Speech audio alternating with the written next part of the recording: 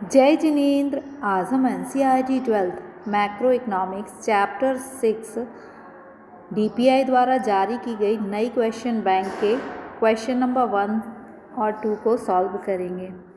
Question number 1 objective है, stock एक विशेष dash पर मापी गई मात्रा है समय बिंदु। आपने सुना होगा कि 31 मार्च जो है उस पर कंपनियां जो हैं अपने स्टॉक का वैल्यूएशन करती हैं। तो ये 31 मार्च या 31 दिसंबर ये क्या है, विशेष समय बिंदु है। तो स्टॉक क्या होता है, विशेष समय बिंदु पर मापी गई मात्रा है। डैश वस्तुएं वे से वस्तुएं हैं जिनका उपयोग अन्य वस्तुओं के उत्पादन के लिए किया जाता है। जैसे यदि हमें कपड़ा बनाना है तो हम कपास का उपयोग करेंगे। तो कपास क्या हो जाएगी, कपड़े के लिए मध्यवर्ती वस्तु। अन्य वस्तु के उत्पादन के लिए जिस वस्तु का उपयोग किया जाता है उसे हम मध्यवर्ती वस्तु कहते हैं। स्थायी संपत्ति के उपयोग से होने वाली टूट फूट। मान लीजिए कि आपके पास कोई मशीन है और उस मशीन का आप निरंतर प्रयोग करने से वह मशीन जो है वो डैमेज हो जाती है, टूट फूट हो जाती है। तो इस टूट फूट को हम क्या कहेंगे, मूल्यह्रास कहेंगे। इसके बाद परिवार द्वारा खरीदी गई कार। कोई परिवार है और उसने अपने उपयोग के लिए एक कार खरीदी, तो इसका वह स्वयं प्रयोग करेगा तो यह उपभोक्ता वस्तु कहलाएगी।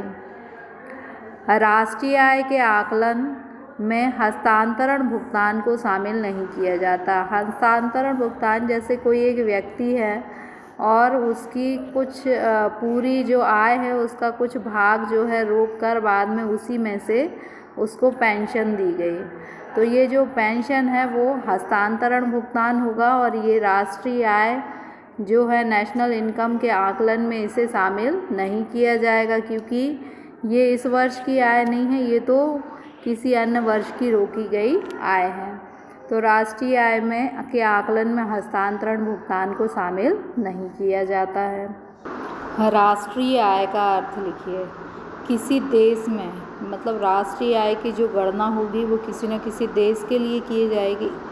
एक वर्ष की अवधि में राष्ट्रीय आय की गणना की जाती है। तो किसी देश में एक वर्ष में उत्पादित समस्त अंतिम वस्तु और सेवा, यानी राष्ट्रीय आय में केवल वस्तुएं ही शामिल नहीं की जाएंगी बल्कि सेवाएं भी शामिल की जाएंगी, क्योंकि राष्ट्र में वस्तुओं और सेवाओं दोनों का उपयोग होता है।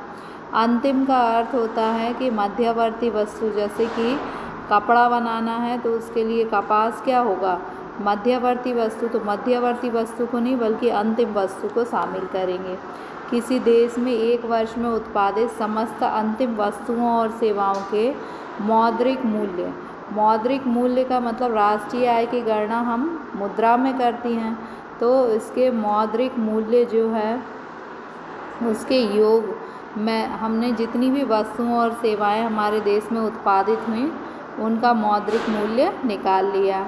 अब उसमें से हम मूल्यह्रास को घटाएंगे। जैसे मान लीजिए कि हमने कार चलाई, तो कार को चलाने से उसमें कुछ टूट फूट हुई होगी तो उसको हम क्या करेंगे, घटा देंगे। तो किसी देश में एक वर्ष में उत्पादित समस्त अंतिम वस्तुओं और सेवाओं के मौद्रिक मूल्य के योग में से हम क्या करेंगे, मूल्यह्रास डेप्रिसिएशन को क्या करेंगे, घटा देंगे। और विदेशों से प्राप्त शुद्ध साधन आय। विदेशों से प्राप्त शुद्ध साधन आय का अर्थ है कि आप यदि विदेश चले गए तो आपने अपने मम्मी पापा के लिए पैसे भेजे, तो ये हमारे देश की आय है। अब कोई विदेशी व्यक्ति हमारे देश में काम कर रहा है तो वो विदेश में अपने मम्मी पापा के लिए पैसे भेजेगा, तो ये हमें भुगतान करना पड़ेगा। तो प्लस में से जितना पैसा हमें दूसरे देशों से मिला और जितना पैसा हमने दूसरे देशों को दिया उसको माइनस करके हमें क्या प्राप्त होगी, विदेशों से प्राप्त शुद्ध साधन आय। तो राष्ट्रीय आय क्या है, किसी देश में कोई, जैसे भारत एक देश है, एक वर्ष में उत्पादित समस्त अंतिम वस्तुएं, जो भी अंतिम वस्तु और सेवाओं का उत्पादन हुआ है उसमें से हम मूल्यह्रास को घटा देंगे और विदेशों से प्राप्त शुद्ध साधन आय को जोड़ देंगे तो हमें राष्ट्रीय आय प्राप्त हो जाएगी। प्रति व्यक्ति आय किसे कहते हैं? किसी देश की एक वर्ष की औसत आय को ही प्रति व्यक्ति आय कहते हैं। जैसे मान लीजिए कि एक देश में यदि 10,000 लोग रहते हैं और उस एक देश की जो राष्ट्रीय आय है वो कितनी है, 10,000 रुपये, और उस देश में रहते हैं केवल 100 लोग, तो प्रति व्यक्ति आय, हर व्यक्ति की आय कितनी होगी, तो हर व्यक्ति की जो आय है वो 100 रुपये होगी। तो प्रति व्यक्ति आय क्या है, औसत आय को ही प्रति व्यक्ति आय कहते हैं। समष्टि अर्थशास्त्र किसे कहते हैं? जैसे मान लीजिए ये संपूर्ण अर्थव्यवस्था है, इसमें जो भी बड़ी बड़ी समस्याओं का अध्ययन होगा वह समष्टि अर्थशास्त्र करेगा।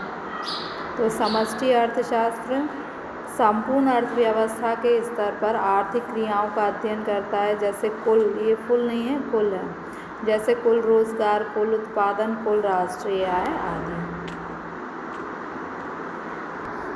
अंतिम तथा मध्यवर्ती वस्तु किसे कहते हैं?